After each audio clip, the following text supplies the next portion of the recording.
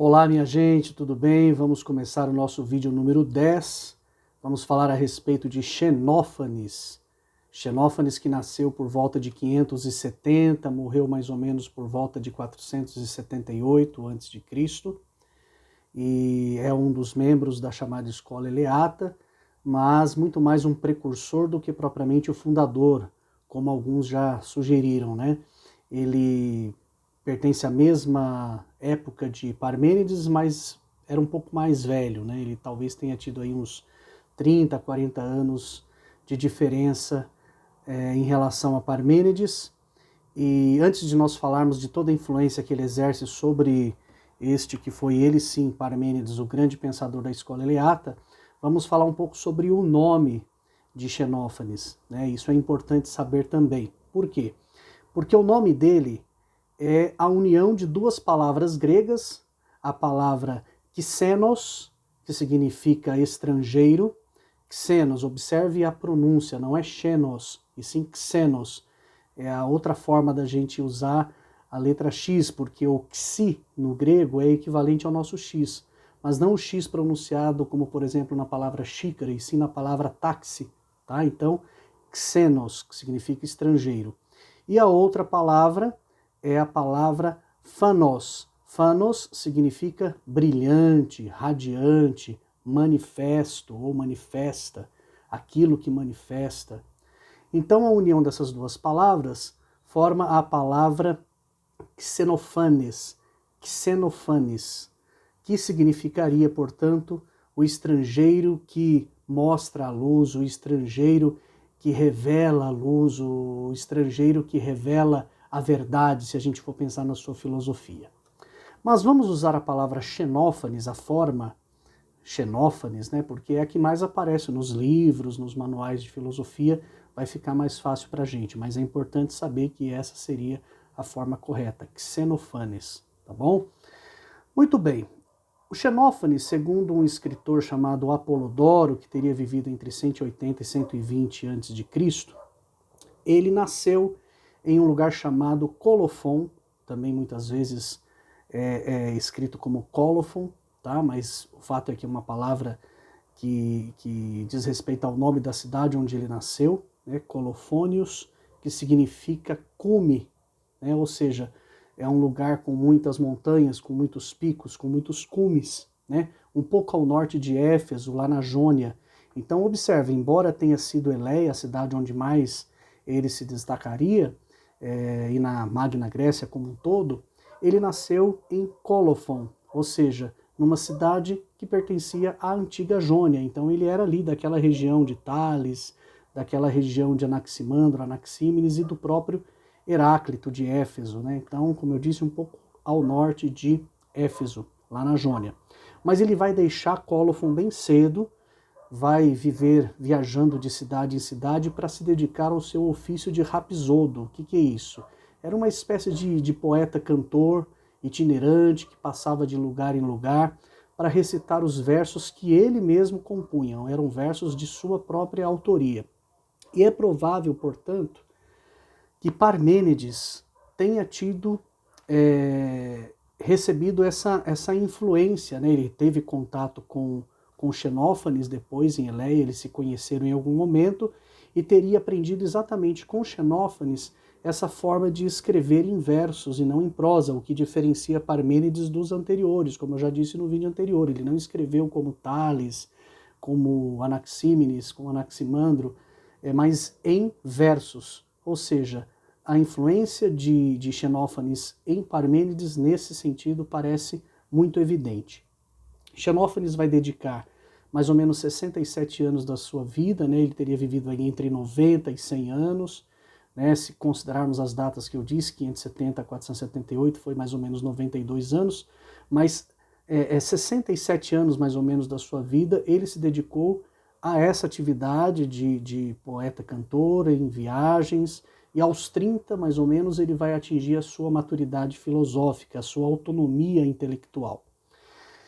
Ele passou parte da sua vida na Sicília, né? Como eu disse, ele saiu de Colofon muito cedo, foi para a Magna Grécia, onde hoje é a Itália, vai para Sitília, num primeiro momento, e depois ele vai se concentrar mesmo em Eleia, que foi a cidade que nós mais falamos no vídeo anterior, quando comentamos sobre Parmênides, uma cidade que fica ali a mais ou menos 300 quilômetros de Crotona, aquela cidade onde Pitágoras tinha iniciado a sua escola, a sua confraria. Fica mais ou menos uns 140 quilômetros ao sul de Nápoles, que é uma cidade ainda hoje muito conhecida e visitada na Itália. E ele compunha versos de dois tipos, basicamente. Ele compunha as chamadas elegias, né, que eram versos tristes, versos de lamento, versos de luto, né, muito usados em períodos de luto, e também compunha sátiras, né, que eram já versos em forma de denúncia, em formas de ironia. Então, basicamente, são as elegias e as sátiras. Tá?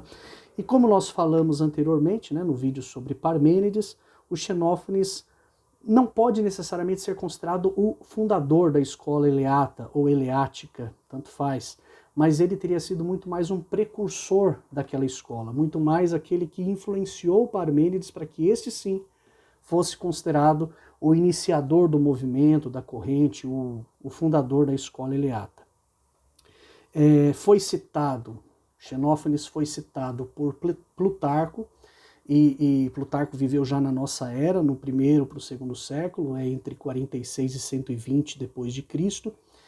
E Plutarco, citado por Eusébio, que é um autor do quarto século, né, nasce por volta de 265 e morre em 339 depois de Cristo, e ele citando Plutarco, quando Plutarco faz referência a Xenófanes, dizem o seguinte: Xenófanes disse que o universo é sempre o mesmo. Se nascesse, seria necessário que não existisse antes. Ora, o que não existe não pode gerar a si mesmo, não pode produzir nada, nem, por outro lado, algo que pode nascer do que não existe. Ou seja, ele está querendo dizer que o universo, se ele tem um sentido de eternidade, ele não pode ter tido algum momento em que não existiu, né? Não pode ter não existido em algum momento. Então, ele vai se concentrar em problematizar o conceito de eternidade. Esse é o ponto da filosofia de Xenófanes. Esse é um ponto importante que vai influenciar depois na reflexão de Parmênides. E mais evidente ainda a influência de Xenófanes na filosofia de Parmênides é no fragmento 26. Aliás, a gente até tem uma boa quantidade de fragmentos de Xenófanes, tá? Que dê para a gente fazer um estudo a respeito dele. Estranho porque que muitas vezes Xenófanes é tratado de maneira muito superficial nos livros, muito rapidamente, né? Por exemplo, para esse vídeo eu estou usando outras referências, porque, por exemplo, no livro que eu gosto muito da professora Marilena Chauí, Xenófanes é mencionado, é comentado, mas muito rapidamente se comparado aos demais. Tá? Então, dá para fazer um estudo mais cuidadoso e mais elaborado e até mais extenso a respeito de Xenófanes a partir dos fragmentos que nós temos dele, atribuídos a ele. E no fragmento 26, ele diz: permanece sempre no mesmo lugar, sem mover-se, nem lhe convém voltar-se para uma ou outra parte. Parece ambígua, né, essa frase dele, não se sabe exatamente do que ele está falando, se é do universo, se é do conceito de eternidade, mas o fato é que aqui a gente já começa a perceber a sua forte influência em Parmênides, que, como eu já disse, viveu na mesma época que ele. Parmênides nasceu em 530, Xenófanes em 570. Então, 530 para 570 e aproximadamente 40 anos de diferença, considerando que essas datas são aproximadas. Tá? Então, é importante dizer que eles são da mesma época, né? Não são ali da mesma geração, mas são da mesma época. Então conviveram de maneira muito próxima, sobretudo depois da ida de Xenófanes para Eleia. Em algum momento posterior eles se encontram e passam a trocar informações, e Parmênides certamente aprende muito com ele. Essa ruptura, então, com aquela ideia de movimento, né, de kinesis em grego, né, que era muito forte na filosofia Jônia, né, de Tales, Anaximandro e Anaxímenes, e também na de Heráclito, sobretudo na de Heráclito, né, porque vai falar que o princípio de tudo se resume no conceito de mudança, de constante mudança, de mobilidade, vai começar com Xenófanes, né? Essa ruptura com essa ideia de constante mudança vai começar em Xenófanes. Claro que quem vai depois elaborar uma filosofia mais específica e sistematizada nesse sentido é o Parmênides, mas em Xenófanes a gente percebe isso muito claramente.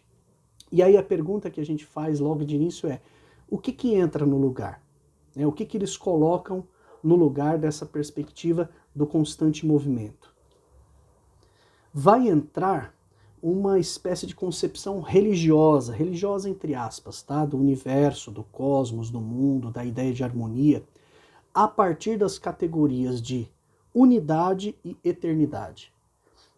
Esses são os dois conceitos-chave, as duas palavras-chave que vão fazer parte aí dessa reflexão de Xenófanes, que foi o primeiro da emergente escola eleata a afirmar a chamada unidade do ser. Né? Nós já vimos em Parmênides que o ser foi o seu conceito principal. O ser é o princípio de tudo, é o arqué do universo, do cosmos, do mundo, da natureza, da physis, mas não o ser enquanto ser humano apenas, e sim o conceito de ser, de existir, a ideia de existência. E de acordo com Aristóteles na obra Metafísica, Xenófanes, ao observar o universo em sua complexidade, em sua completude, em sua inteireza, né, em sua totalidade, ele teria concluído que o conceito de uno, ou seja, de unidade, é Deus. Mas vamos tomar cuidado aqui, porque quando ele fala Deus no singular, ele não está necessariamente fazendo uma afirmação compatível ou mesmo semelhante com aquilo que era Deus para os monoteístas, os hebreus, né, os judeus e depois os cristãos. Não é isso. O conceito de Deus aqui para ele, muito mais a ver com a ideia de monoteísmo, tem a ver com a ideia de ruptura com a forma como os gregos representavam Deus, que era uma forma muitas vezes humana. A gente já vai falar sobre isso a partir dos fragmentos do próprio Xenófanes, tá? Já na retórica, uma outra obra de Aristóteles, ele vai reforçar que, segundo Xenófanes, quem afirma que os deuses têm um nascimento comete uma espécie de impiedade, né, de equívoco, igual a de quem assevera que eles morrem.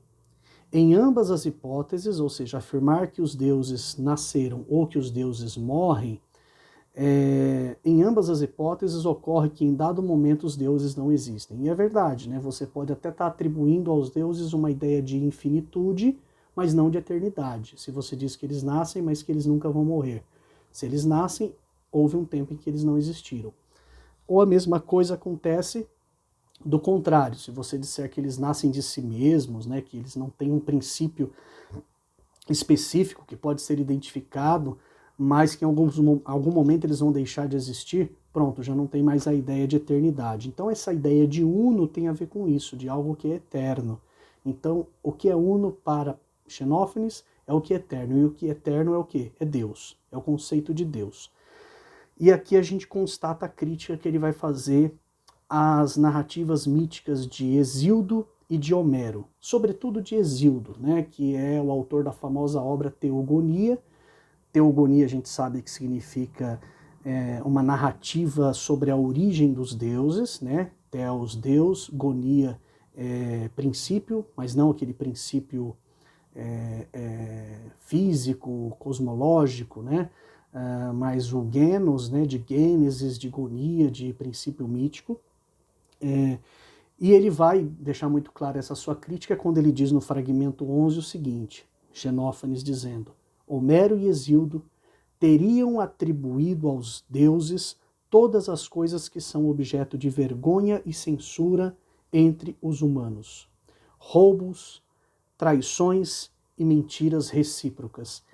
Isso é o que ele está dizendo no fragmento 11, deixando muito claro que ele faz aqui o quê? Uma crítica direta ao antropomorfismo, ou seja, a forma humana que vai ser atribuída pela religião grega, pela religião tradicional, aos deuses da mitologia. E com isso ele vai relativizar as concepções religiosas de deuses, né, e que eram construídas pela mitologia como um todo, mas sobretudo por autores como Homero e Hesíodo, e vai questionar, né, que sentido faz você dizer que os deuses têm uma forma humana, que têm características humanas, são representados agindo com atitudes humanas, né, principalmente aquelas atitudes que são, entre os próprios humanos, muitas vezes reprováveis. Que diferença há entre deuses e humanos nesse sentido? Nenhuma. E, como eu disse, eu estou usando mais neste vídeo um outro texto. Eu não estou usando tanto o texto da professora Marilena Chauí, e sim o texto O Pensamento Antigo, de Rodolfo Mondolfo. É um texto já esgotado, já antigo, publicado em 1964, essa edição que eu tenho em mãos. E ele diz o seguinte, reunindo os fragmentos, tá? Ele cita o fragmento 11, que eu acabei de ler, e aí depois ele vai citar na sequência o 12, o 14 e o 16 como que uma organização de ideias. Essa numeração não é uma numeração cronológica, mas provavelmente uma ordem, né, de fragmentos de acordo com o momento em que eles foram identificados, foram encontrados depois pelos estudiosos, tá? Vamos lá, diz assim: relataram eles, Homero e Hesíodo e os mitos como um todo, relataram eles sobre os deuses uma quantidade de ações contrárias às leis, furtos, adultérios e recíprocos enganos. Esse é o fragmento 12. Aí ele diz mais: os mortais creem, porém, que os deuses têm um nascimento e roupas, vozes e corpos iguais aos seus. Esse é o fragmento 14. E depois: e os etíopes representam os seus deuses platirríneos, né, ou seja, de nariz achatado e negros. E os trácios dizem que têm os olhos azuis e os cabelos vermelhos. Fragmento 16. Então observe que trata-se de uma clara crítica que Xenófanes está fazendo à forma humana que é atribuída pela mitologia aos deuses da tradição, tá? Ou seja, com todos os defeitos, com as características, e não só isso, que a depender do povo, Deus ou deuses serão representados com as características, inclusive físicas, deste povo, tá? E aí vem um outro fragmento, que é o 15, que é o mais citado, mais comentado por pessoas que fazem algum tipo de estudo e exposição sobre Xenófanes, que diz assim: mas se os bois, os cavalos e os leões tivessem mãos e com elas pudessem desenhar e realizar obras como os homens, os cavalos desenhariam figuras de deuses semelhantes aos cavalos e os bois aos bois, e formariam os seus corpos à imitação do próprio. Ou seja, né, a gente está vendo que a crítica de Xenófanes é bem direta.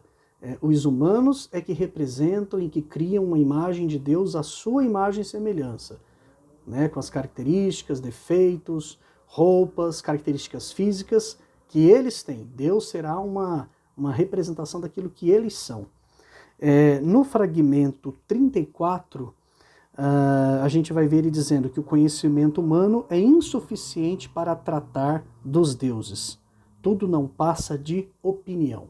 Muito bem, opinião, como a gente já viu, em grego significa doxa, né? Na verdade, doxa, né? A palavra grega significa opinião, que é uma das palavras-chave daquela questão que o Parmênides tratou, como vimos no vídeo anterior, entre doxa, ou seja, opiniões, ilusões, visões de mundo insuficientes e fragilizadas, nem sempre racionalmente construídas, e do outro lado a verdade. A verdade, sim, resultado de um processo intelectual, racional, de reflexão, tá? Então a gente percebe que vai ser também daqui que o Parmênides vai tirar, né, de Xenófanes, essa sua dificuldade em aceitar o conceito de doxa, de opinião, como sendo suficiente para se referir a algo que faz busca pela verdade ou referência à verdade. E qual será, já que Xenófanes está falando tanto de Deus, de deuses, qual será o conceito de Deus para Xenófanes? No fragmento 23, ele vai dizer o seguinte: existe apenas um Deus, o maior entre os deuses e os homens, que não se assemelha aos homens nem pelo corpo, nem pelo pensamento. Veja, então quando ele diz isso, ele está em conformidade com aquilo que ele disse no fragmento 34, né? Esse foi o 23, no 34, quando ele disse que o conhecimento humano é insuficiente para tratar de deuses. Há uma incompatibilidade, por isso que ele não aceita as maneiras antropomórficas com que as narrativas diversas de diversos povos fazem referência aos seres divinos. Muito bem, Xenófanes então ele se opõe ao politeísmo antropomórfico de autores como Homero e Hesíodo, e ele também se opõe, em alguma medida, às teorias físicas dos jônios e às suas respectivas cosmologias. Não que ele não concorde com a importância de fazer uma busca cosmológica, não é isso. Mas ele vai entender que essas cosmologias elas são todas insuficientes, elas são limitadas, né, e elas não necessariamente refletem ou representam uma conclusão definitiva, uma verdade absoluta, e que podem haver outras que irão se sobrepor sobre aquelas pensadas anteriormente. Ele, inclusive, tem uma cosmologia, já vamos falar qual é o princípio de tudo para Xenófanes, mas ele próprio diz, olha, é uma hipótese, pode ser que venha aí uma outra reflexão que vai se sobrepor à minha. Agora, quando ele trata do conceito de universo, de unidade, de Deus, ele entende como algo racional, limitado, eterno, imutável, né, que não pode ser representado em forma humana. Tá? Então, nesse sentido, foi por isso que eu falei que não dá para dizer que quando ele fala que existe só um Deus, que é a mesma coisa lá que os hebreus estão falando. Por quê? Porque se você vai para as narrativas bíblicas lá dos hebreus, eles também representam Deus em forma humana em alguns momentos, com sentimentos humanos, com características humanas. Então não faz nenhum sentido dizer aqui que o que o Xenófanes está defendendo é um monoteísmo à moda judaico-cristã. Não é. Né? Cristã muito menos porque o cristianismo viria depois dele, mas judaica não é a mesma coisa. Ele está falando sim de um problema que há no sentido de atribuir às divindades ou à única divindade características que não são divinas. Esse é o problema para Xenófanes. E quanto a isso, ele não abre mão. Ele é bem incisivo, bem direto, bem dogmático. Agora, quanto à hipótese física, cosmológica, ele tem dúvidas. Né? Ele até tem a sua hipótese, mas ele tem dúvidas inclusive sobre a sua própria e até mesmo sobre a dos demais filósofos da natureza. Ele diz que nada é seguro. Ele admite a possibilidade de uma investigação posterior que avance e chegue a uma conclusão, mas ele sugere, segundo uma citação feita por um escritor chamado Sexto Empírico, que viveu entre 160 e 210 depois de Cristo, numa obra chamada Contra os Matemáticos, que todos nós nascemos da água e da terra. Então, consequentemente, a gente conclui que a hipótese cosmológica de Xenófanes era essa, que o princípio de todas as coisas é a água e a terra.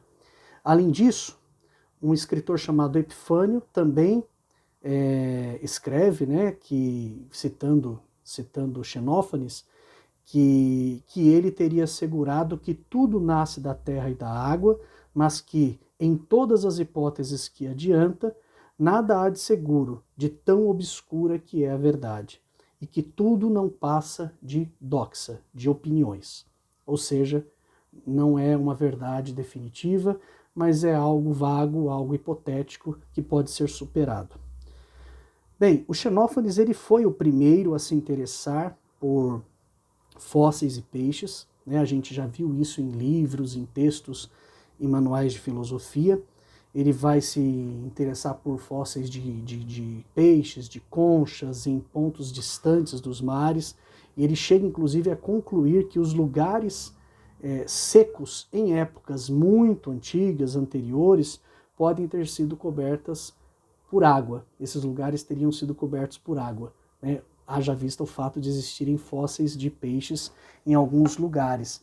E o trecho que é citado por Rodolfo Mondolfo, esse autor que eu falei para vocês há pouco, é um trecho de Hipólito. Hipólito, que viveu já na nossa era, entre 170 e 236, mais ou menos, fazendo referência ao pensamento de Xenófanes, quando ele diz o seguinte: Xenófanes crê que existe uma mistura da terra com a água e que com o tempo ela se liberta da umidade, dizendo que existem provas de que no meio da terra e nos montes encontram-se conchas e que nas latomias de Siracusa acham-se impressões de peixes e de focas, e em Paros uma impressão de lasca na profundidade da pedra, assim como em Malta placas de restos marinhos de todas as espécies.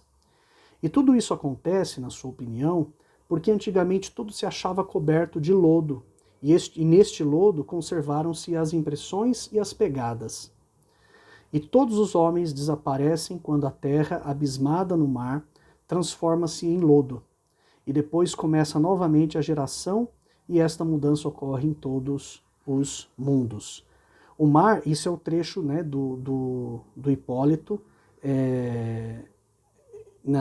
em uma de suas obras, mas na mesma sequência, o Rodolfo Mondolfo vai citar um outro fragmento de Xenófanes, que é o fragmento 30, em que ele diz: o mar é a fonte da água e do vento, porque não surgiriam nem sopros de vento bafejando nas nuvens, nem sem o grande mar, nem correntes de rios, nem água de chuva celeste. Mas a grandeza do mar é geradora de nuvens, de ventos e de rios. Fragmento 30 de Xenófanes. Então, a gente vê aqui uma referência a essa sua visão cosmológica de que tudo surgiu a partir da água e da terra, e também essa questão de ele ter sido, essa curiosidade de ele ter sido o primeiro a se interessar por esses fósseis, o que teria talvez aí servido de argumentação para que ele dissesse qual é mesmo o elemento, ou quais são os elementos que deram origem a todas as coisas. Ele está ali entre os monistas e os pluralistas, né?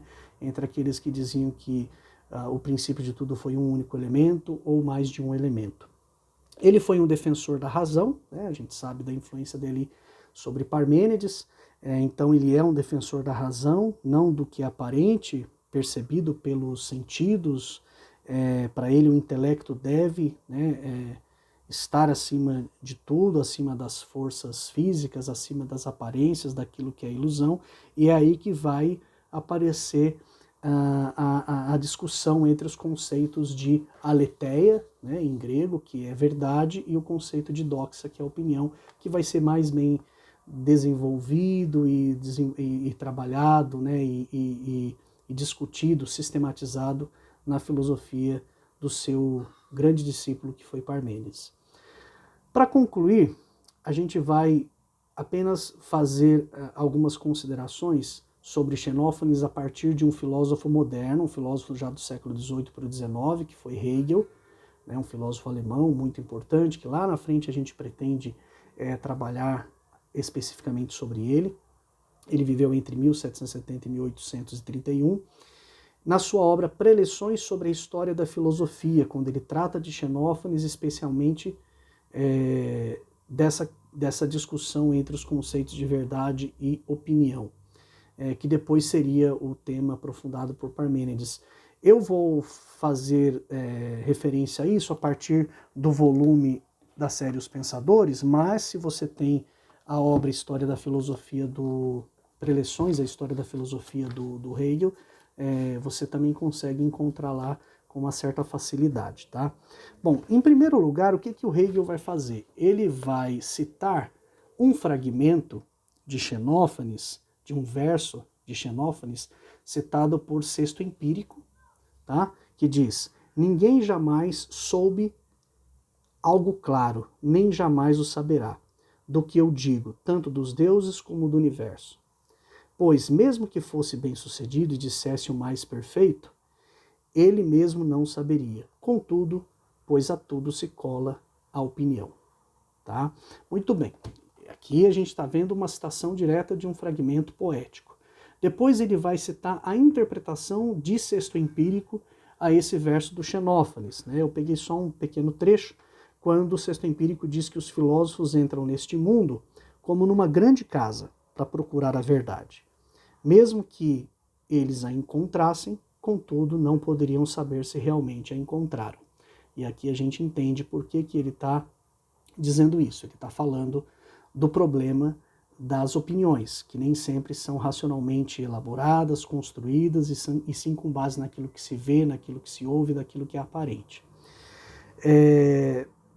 Ele até começa falando que se nos representássemos numa casa onde se encontram muitas coisas preciosas, vários procurassem às escuras o ouro, cada um pensaria ter encontrado o ouro, né, em meio àquelas joias, aquelas coisas preciosas, algumas nem necessariamente seriam joias, mas não saberiam com certeza que o que tivessem encontrado era ouro mesmo. Então é a incerteza que permeia e que perpassa a discussão filosófica, né? Quem tem a verdade? Né? Quem está com a verdade? Isso é o que ele vai chamar de doxa de opinião. E por fim, o Hegel traz a sua leitura a respeito dessa questão. Ele diz: vemos aqui em Xenófanes uma dupla consciência. Uma consciência pura e consciência da essência, a verdade, lógica, o logos, a aletheia, e uma consciência da opinião, ou seja, a doxa, aquela que é hipotética, que é baseada nas impressões, nas aparências e nos sentidos. Aquela, a consciência pura, a consciência da essência, era-lhe a consciência do divino, e é a pura dialética que se comporta de modo negativo em face de tudo que é determinado, sobressumindo-se, ou sobressumindo-o. Quando ele, por isso, se proclama contra o mundo sensível e as determinações finitas do pensamento, fala da maneira mais forte contra as representações mitológicas que os gregos tinham de seus deuses. E aí a gente entende por que da crítica que o Xenófanes faz ao antropomorfismo atribuído às divindades. Assim como, de um lado, ele determinou o ser absoluto como simples, que, porém, perpassa o que é e nele está imediatamente presente, assim filosofa, por outro lado, sobre os fenômenos. Mas sobre isso foram-nos transmitidas apenas coisas fragmentárias em parte, fenômenos aqui pensando como algo que diz respeito ao que é visto, ao que é aparente, ao que está ao alcance dos nossos sentidos, né? Em parte, tais opiniões físicas também não possuem grande interesse. Também não deveriam possuir maior significação especulativa que valor junto a nossos físicos.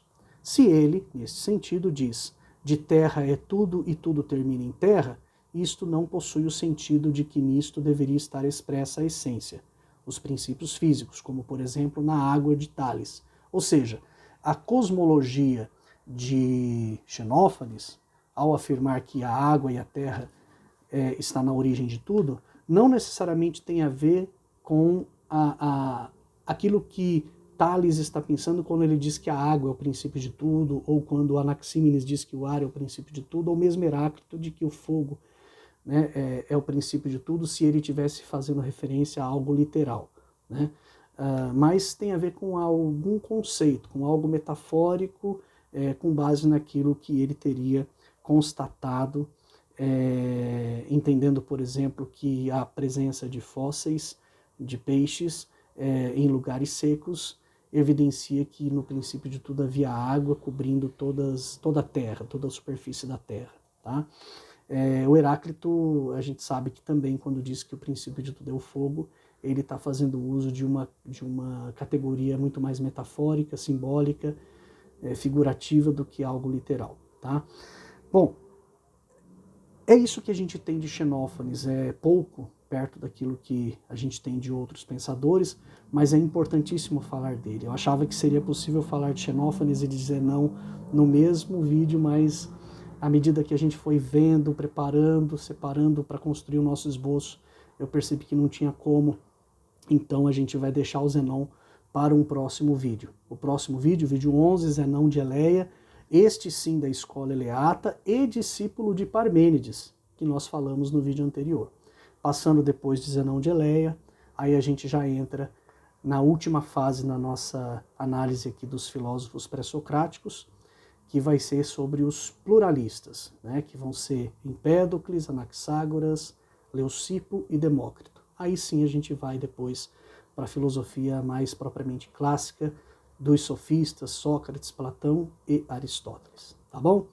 Valeu, gente! Espero que você tenha gostado, que você possa curtir, compartilhar e continuar com a gente nessa experiência bacana. Valeu, um abração!